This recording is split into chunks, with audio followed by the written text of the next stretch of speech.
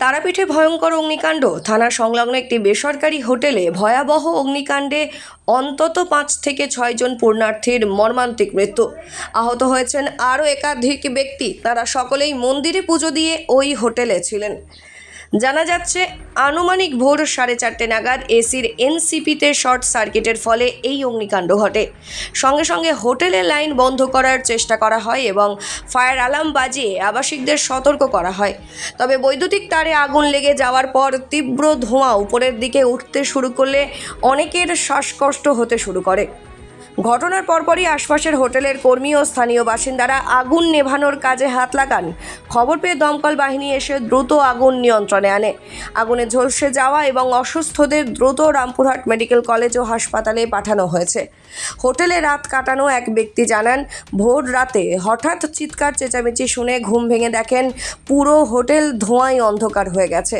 Hotel কর্তৃপক্ষের সহায়তায় তাঁরা প্রাণ বাঁচিয়ে বাইরে বেরিয়ে আসতে সক্ষম হন। তবে শর্ট সার্কিট নাকি নিচের রান্নাঘর থেকে আগুনের সূত্রপাত, তা নিয়ে যাত্রীদের মধ্যে সংশয় রয়েছে।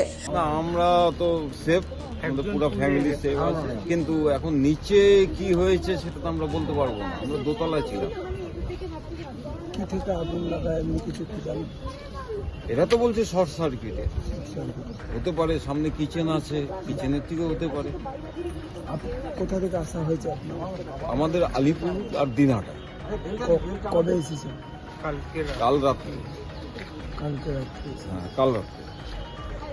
আপনার পরিবারের বা কাউকে হয়েছে? না, আমাদের পরিবার সেফ। এখানে যা আছে আমাদের সব পরিবার সব সেফ। বর্তমানে দমকল ও পুলিশের বিশাল বাহিনী দুর্ঘটনাস্থলে উপস্থিত হয়ে পুরো হোটেল চত্বর ঘিরে রেখেছে এবং তদন্ত চালাচ্ছে।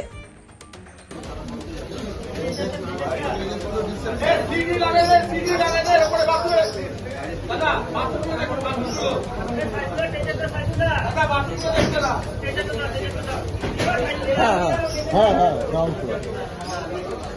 বিল্ডিংটা হচ্ছে G+1, 2, 3, 4, G+4। না, সব এখানে আমরা আপাতত G+3 অবধি উঠতে পেরেছি। ঠিক আছে।